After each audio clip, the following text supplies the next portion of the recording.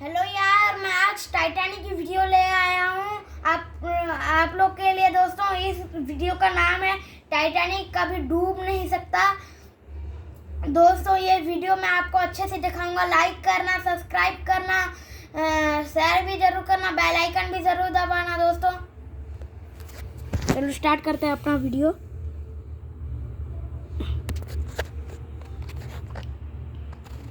समंदर तले दफना एक रहस्य, इतिहास के पन्नों में दर्ज एक ऐसी दुखद घटना जिसने संपूर्ण विश्व को हिला कर रख दिया। ये घटना उस जहाज की है जिसे सदी का सबसे विशाल और कभी ना डूबने वाला जहाज कहा जाता था। इसका नाम है RMS टाइटैनिक। दोस्तों, टाइटैनिक की कहानी शुरू होती है 19वीं शताब्दी की शुरुआत से। उस समय जर्मन और ब्रिटिश में होड़ मची थी बड़े बड़े जहाज का निर्माण करने की। इसलिए ब्रिटेन सरकार ने एक ऐसा जहाज बनाने का फैसला लिया जिसकी सजावट हरकत एक आलीशान महल से भी बड़ा हो, जो इस सदी का सबसे बड़ा जहाज कहलाए। इसे ब्रिटेन सरकार ने व्हाइट स्टार लाइन कंपनी को जहाज बनाने के लिए करोड़ों डॉलर का लोन दिया। फिर 31 मार्च 1909 में नॉर्थ आयरलैंड के बेलफास्ट में शुरू हुआ टाइटैनिक का निर्माण। लगभग 15,000 इंजीनियर और कारीगरों ने 3 साल कड़ी मेहनत करके पानी में चलता है खौफ और आलीशान जहाज तैयार किया। इस जहाज को 16 अलग अलग कंपार्टमेंट्स में बनाया गया था, जो पूरी तरह से वाटर टाइप थे। इसकी इसी खूबी के कारण ही इसे अनसिंकेबल जहाज कहा जाता था। 2 अप्रैल 1912 को टाइटैनिक बनकर तैयार हो चुका था। इस जहाज की भव्यता का एहसास जितना बाहर से होता था, अंदर जाकर वो दुगना हो जाता था। व्हाइट स्टार लाइन ने जब यूरोप अमेरिका के बीच टाइटैनिक की सेवा का ऐलान किया तो लोग इसकी पहली यात्रा को लेकर रोमांचित हो उठे। 10 अप्रैल 1912 को टाइटैनिक 920 यात्रियों के साथ इंग्लैंड के साउथहैम्पटन से न्यूयॉर्क की तरफ निकल पड़ा। कहा जाता है कि जिस समय टाइटैनिक अपनी पहली यात्रा के लिए तैयार था, तब इसे देखने के लिए 1 लाख से अधिक लोग बंदरगाह पर आए थे। साउथहैम्पटन से निकलकर टाइटैनिक 42 किलोमीटर प्रति घंटे की रफ्तार से शाम को सेवॉर्ट फ्रांस पहुंचा और यहां से 274 यात्रियों को लेकर टाइटैनिक क्वींसटाउन आयरलैंड पहुंचा। यहां से भी 123 यात्रियों को लेकर टाइटैनिक अपने अंतिम सफ़र न्यूयॉर्क के लिए रवाना हुआ। टाइटैनिक जब आइलैंड से निकला तब टाइटैनिक को उसके रास्ते पर आइसबर्ग मौजूद होने की पहली चेतावनी मिली, लेकिन जहाज़ के कप्तान एडवर्ड जॉन स्मिथ ने इन बात पर कुछ खास ध्यान नहीं दिया और जहाज़ की रफ्तार कम नहीं की, जो कि अपनी फुल स्पीड में समुद्र को चीरता हुआ आगे बढ़ रहा था।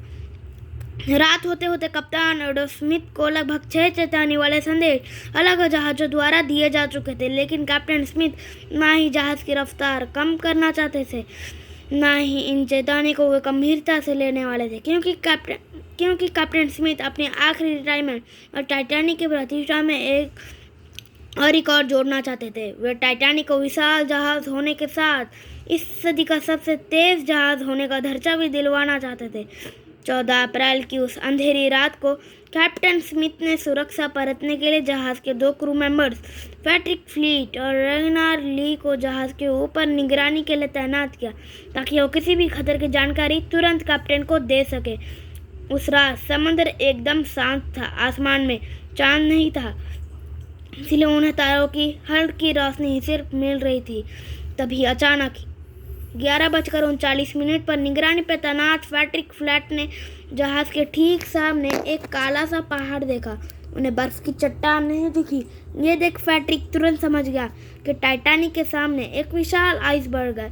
पैट्रिक फ्लीट ने एक क्षण भी ना गवाते हुए 3 बार घंटा बजा दिया और तुरंत फ़ोन पर खबर दी कि बर्फ की चट्टान बिल्कुल सामने है। ये सुनते ही सारे अफसर जहाज़ को मोड़ने की कोशिश करने लगे। अचानक हुए डिसीजन से कैप्टन ने टाइटैनिक को उस बड़े आइसबर्ग से दूर ले जाने की सारी कोशिशें की, पर अफसोस 11:40 पर जहाज़ के राइट साइड का निचला हिस्सा उस बड़े आइसबर्ग से टकरा गया।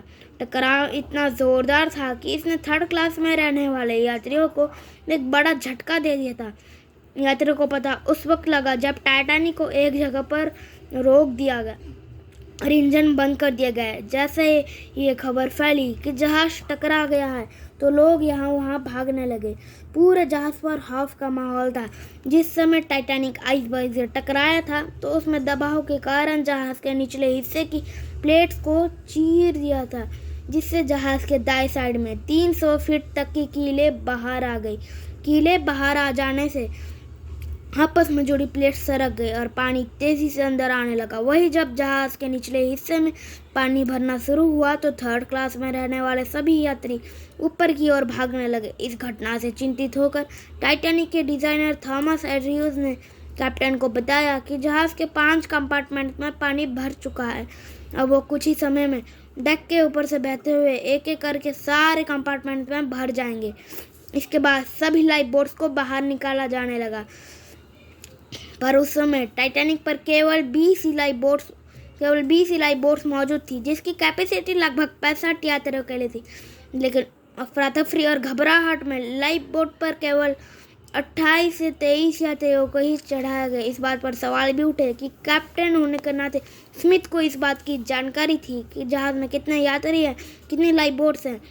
फिर भी कई नामों को बगैर पूरी तरह भरे जाने दिया गया। इसी वजह से बहुत सारे लोगों की जानें गई।